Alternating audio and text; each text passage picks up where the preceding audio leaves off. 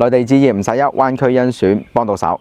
咁今日咧亦都屬於一個新春嘅期間啦，所以咧Simon咧先同大家拜個年先。咁啊祝大家新年快樂，合家平安，馬年行大運。咁啊今日Simon咧係嚟到三鄉駿景峰嘅呢個屋苑咧，同大家分享兩個性價比相當高嘅二手嘅單位嚟嘅。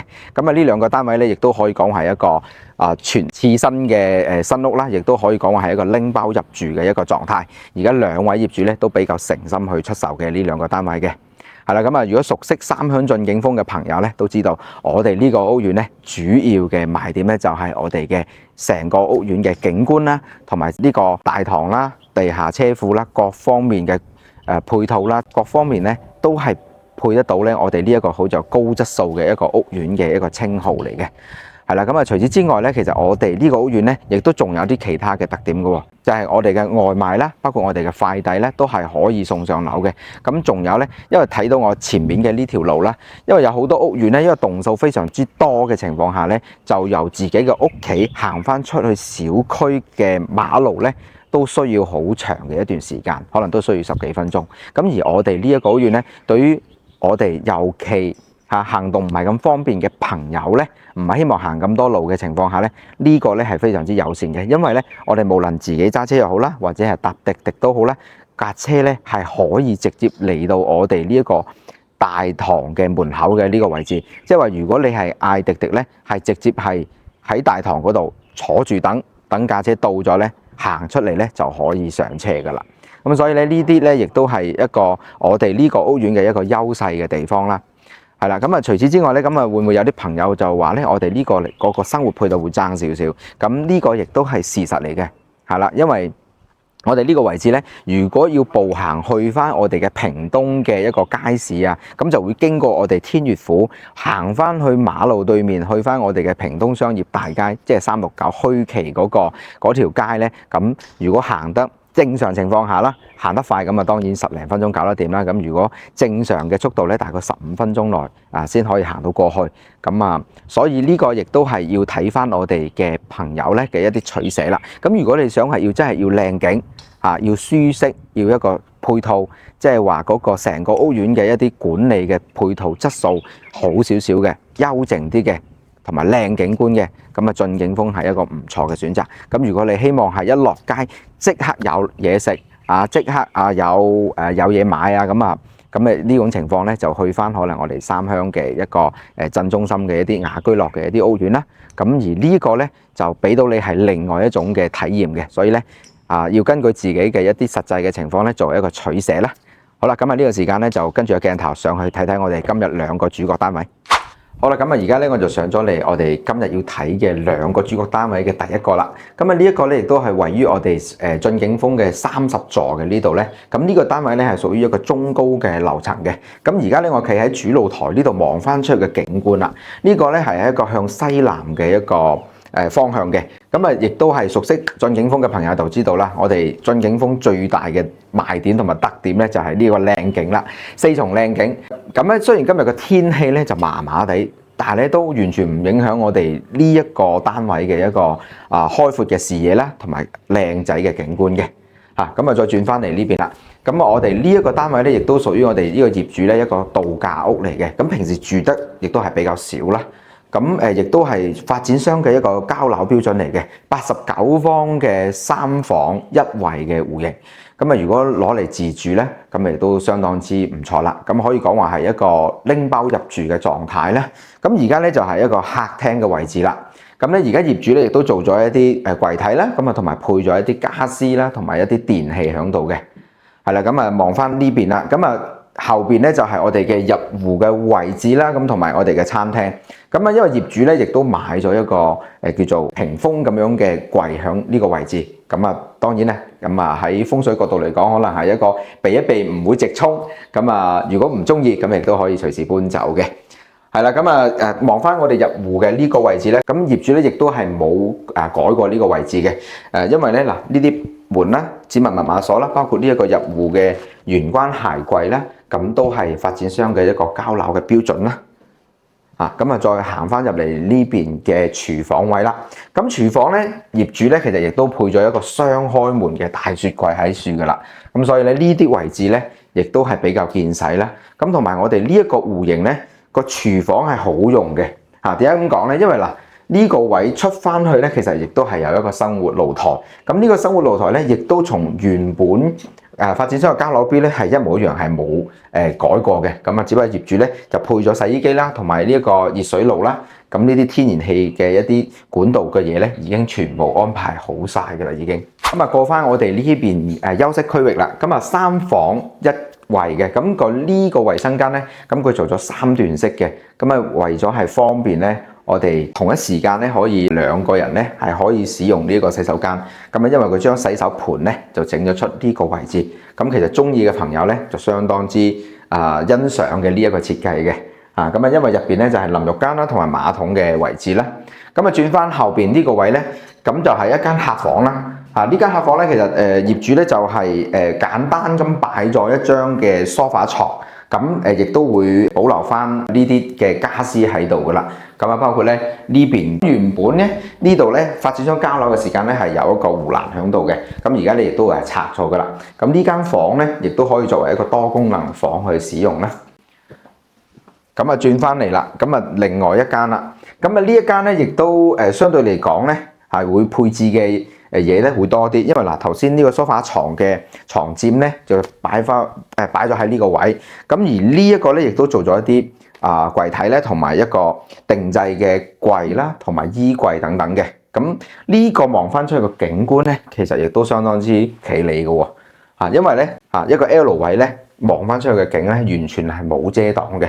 咁而且咧，其實業主亦都用咗啲錢嘅，因為做咗啲櫃體啦，咁所以可以講話真係拎包入住嘅。如果要求唔係特別高嘅情況下嚇，咁包括冷氣咧，亦都係裝好咗噶啦。好啦，咁啊再轉翻入嚟主人房呢度啦。咁啊主人房咧亦都做咗一櫃到頂嘅一個定制嘅衣櫃嘅，亦都係用咗一啲白色嘅色調啦。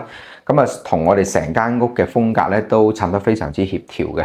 咁啊除咗之外咧，亦都係呢入邊咧喺床尾嘅位置咧，亦都做多咗2組嘅儲物嘅櫃啦。咁啊所以咧呢一個收納嘅空間咧都相當之唔錯嘅。咁而且咧業主咧亦都配齊咗窗簾啦、冷氣啦，咁同埋我哋嘅呢一個大床嘅。咁呢一張大床咧，亦都足以睇得出咧，其實業主咧係連呢一個包裝膜咧都未拆嘅，所以咧睇得出我哋呢一間屋住嘅次數係好少嘅啫，真係可以講話係一個叫做次新樓嘅一個狀態啦。咁我哋呢一個單位咧，其實業主咧現在亦都係誠心出售啦，加上我哋亦都係新春嘅期間，咁啊所以咧亦都俾咗一個靚仔嘅價錢咧，88萬咧就有得交易㗎啦。咁啊亦都想同大家講翻啦，因為我哋呢一隻戶型咧，而家發展商雖然有一手嘅單位喺度出售緊，咁但係你選擇嘅樓層咧亦都係非常之少啦。咁如果同等嘅樓層嘅情況下咧，發展商一手嘅單位咧賣嘅價錢咧大概係118萬至120萬咁上下嘅。咁而家我哋呢個咧只需要88萬，即係話咧而家呢個單位係比一手咧係足係優惠咗接近30萬嘅呢一個價錢嘅。咁啊，如果你有興趣，快啲聯絡阿 Simon 啦。好啦，咁啊而家咧我就嚟咗我哋今日要介紹嘅第2個單位啦。咁啊呢個單位咧就係屬於響31座嘅，咁啊3房2廳2衛嘅一個戶型。當時咧亦都係賣得非常之火爆嘅一個戶型嚟嘅。咁而家發展商一手咧已經冇呢個單位喺度在售噶啦。咁而類似呢一個單位咧就剩低係32座嘅104平方嘅呢種戶型啦。咁而家發展商一手104平方嘅類似呢種戶型，呢一種景觀咧大概係140萬到150幾萬之間嘅一個價錢嘅。咁而我哋今日呢個主角咧價錢相對嚟講係優惠好多啦。咁啊片尾先話你知幾錢啦。好啦，咁啊而家咧就101平方3房2廳2衛咧，咁佢呢一個戶型咧亦都非常之好用嘅。咁啊亦都屬於一個發展商嘅一個交樓標啦。咁業主咧喺呢個基礎上咧係做咗一個裝修嘅升級嘅。咁啊呢邊咧就係最明顯啦。嗱呢度咧就做咗一個餐廳嘅中島嘅一個島台啦。咁最大嘅改動咧就係呢一個空間啦。原本呢度係有一個入戶玄關嘅鞋櫃嘅，咁而家呢佢就拆咗個鞋櫃咧，將個廚房呢埲牆剝咗，咁咧就將呢個位置呢個雪櫃咧搬翻出嚟呢個位，咁所以咧就可以擺到一個大嘅雙開門雪櫃。係啦，咁啊而呢度咧就做咗一個中島台啊，咁啊呢個空間咧，我覺得一入到嚟咧，感覺到咧就會比較寬敞嘅呢一個空間。咁啊，盡管而家業主咧比較多嘅嘢擺喺度啦，咁但係並唔影響我哋呢個空間個使用嘅一個好用嘅情況啦。咁啊跟住入翻嚟呢個位啦，呢個位咧嗱佢就除咗係開放咗呢個位置之外咧，其實佢仲好巧妙咁咧係保留咗一個趟門嘅呢一個設計嘅，因為咧如果純開放式廚房咧係做唔到呢一個開唔到呢個天然氣嘅，呢個業主咧係用緊天然氣，所以咧呢個位置咧係設計方面亦都巧妙咁啊利用咗呢個位置。咁加上咧呢個位置咧亦都係非常之闊落嘅喎。咁啊喺呢個位置咧洗切炒啦，咁啊呢個佈局原本發展商咧就已經係設計好嘅。咁啊另外一邊咧就係一個生活嘅露台啦。咁而家業主咧亦都係出邊亦都佈局咗係洗衣機啦，同埋一個熱水爐啦，同埋晾衫，亦都係喺呢一個露台咧全部可以做晒噶啦。好啦，咁啊跟住行翻過去我哋呢邊客廳嘅位置啦。咁咧而家業主咧亦都配咗好靚嘅梳化啦、地氈啦，咁同埋亦都做咗一組櫃喺呢度嘅。咁啊電器方面咧亦都配置好晒噶啦。咁咧亦都用咗立式嘅一個冷氣啦。咁啊呢種冷氣咧其實係有一個特點嘅，就係佢冷氣咧佢凍得比較快啲。咁而天花方面咧同原本咧就冇好大嘅改變，咁就添加咗一啲燈啦。咁啊再行翻出嚟我哋嘅主露台啦。嗱主露台呢邊咧，因為佢就保留咗原本呢一個露台嘅空間，係非常之舒服嘅。咁啊而家咧亦都擺咗一啲綠植嘅喺呢個位置。咁尤其要同大家介紹咧，就係我哋呢個景觀啦。嗱呢個景觀咧真係一個非常之開揚嘅景觀嚟嘅。咁啊而家見到咧，其實我哋呢一個樓層咧係屬於一個6樓嘅位置嘅。咁但係望翻出去嘅景觀咧，因為冇遮擋嘅原因咧，所以就感覺到咧，其實我哋成個練習場咧就係喺我哋眼前面嘅啦。咁啊同埋個湖景咧，亦都非常之舒服。成個景觀咧真係盡收眼底嘅。好啦，咁啊再入翻嚟啦，因為咧我哋點解話呢個戶型好賣咧？當時咁啊，因為係有3間房同埋有2個洗手間，因為2個洗手間咧對我哋有好多嘅朋友嚟講咧係好緊要啊！咁啊，因為如果屋企人或者一對夫婦啦，咁啊大家一人一個洗手間咧就唔使爭啦嘛，係啦，咁啊嗱呢個咧就係我哋嘅公衞啦，咁啊呢個公衞咧亦都係做到乾濕分區嘅。好啦，咁啊轉翻入嚟咧就係另外一間嘅細房啦。咁亦都見到咧，其實業主咧亦都配齊晒所有嘅嘢噶啦。咁啊呢度咧就係我哋嘅第2間嘅客房啦。咁亦都將衣櫃啦、床啦、冷氣啦，所有嘢咧亦都配置到位噶啦。嗱，咁咧就最後邊咧就睇翻我哋主人房啦。主人房就係一個套房嘅設計嚟嘅。咁啊見到咧主人房呢度咧馬桶咧亦都由原本發展商嘅膠籃馬桶咧就改咗一個智能馬桶喺度嘅。咁啊亦都見到咧，其實主人房嘅無論個空間又好啦，或者係景觀又好啦，其實都係非常之唔錯嘅。咁亦都見到業主咧，亦都將主人房要嘅嘢咧全部配齊晒㗎啦。咁而且景觀咧同我哋客廳嘅景觀咧，亦都保持咗一致，非常之靚。好啦，頭先咧亦都同大家睇咗我哋第2個要分享嘅呢一個單位啦。咁啊先報價先。咁啊業主咧而家咧就希望係出售咧係118萬嘅。咁啊所以咧亦都係性價比相當之高啊。點解咁講？因為咧而家我哋發展商一手呢一種戶型咧，亦都全部售罄㗎啦。咁啊而類似呢一種單位咧，其實而家賣緊係140至150幾萬嘅。咁所以咧而家118萬呢個價錢咧，亦都同發展商咧係有接近30萬嘅一個價錢嘅呢一個區間喺度。所以如果你買嚟自己住，其實個性價比真係相當之唔錯嘅。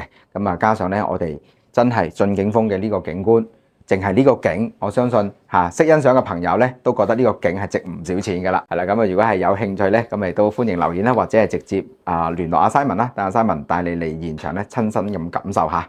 咁今日咧亦都同大家分享到呢度，下一期我哋再見啦，拜拜。